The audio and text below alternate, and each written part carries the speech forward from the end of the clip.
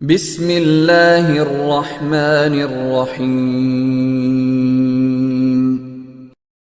السلام علیکم ورحمۃ اللہ وبرکاتہ۔ الحمد للہ وکفی وسلام علی عبادہ الذین اصطفی، اما بعد۔ حضرین ناظرین، یہ درس قرآن نمبر 239 ہے اور آج سورہ آل عمران کی صرف ایک آیت کی تلاوت و تشریح کی جائے گی، آیت نمبر 18۔ اعوذ باللہ من الشیطان الرجیم، بسم اللہ الرحمن الرحیم۔ شہد اللہ انہ لا الہ الا هو والملائکۃ واولو العلم قائما بالقسط، لا الہ الا هو العزیز الحکیم، صدق اللہ العظیم۔ لفظی ترجمہ یوں ہے، شہید اللہ، اللہ نے خود گواہی دی ہے کہ انہ لا الہ، کہ بے شک کوئی معبود نہیں، الا ہو سوائے اس کے، والملائکہ اور فرشتوں نے بھی، واولو العلم اور اہل علم نے بھی، قائما بالقسط جس نے انصاف کے ساتھ انتظام سنبھالا ہوا ہے۔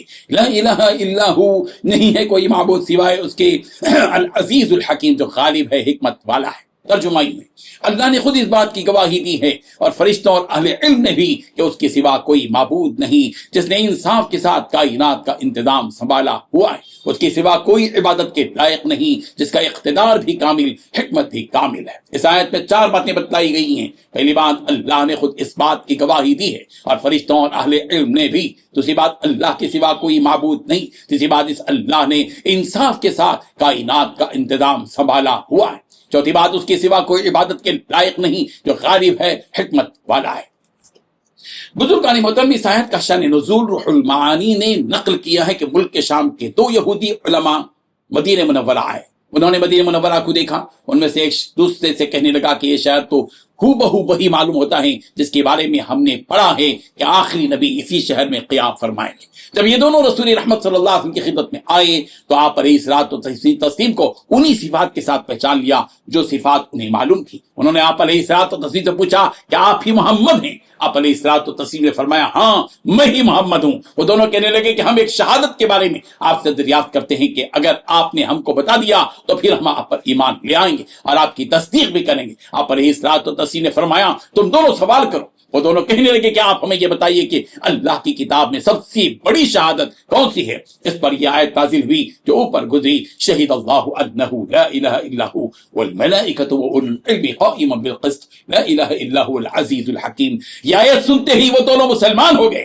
اس آیت میں اللہ کے معبود برحق ہونے کی گواہی خود اللہ تعالیٰ نے دی ہے اور ان فرشتوں نے دی ہے جو اللہ کے مقرب ہیں، جو ہر طرح کی گناہوں سے بالکل پاک اور محفوظ اور معصوم ہیں۔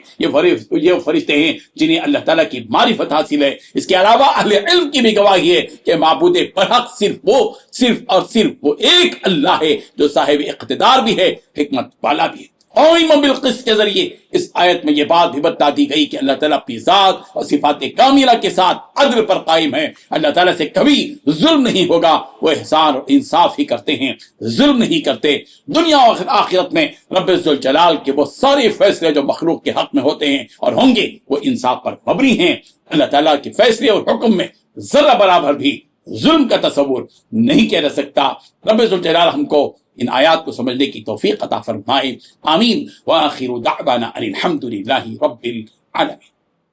ڈیلی درس قرآن کو سبسکرائب کیجئے، اپنے تاثرات اور مشورے ارسال کیجئے اور متعلقین کے گروپ بنا کر انہیں روزانہ درس قرآن بھیجیں اور اجر ثواب پائیں۔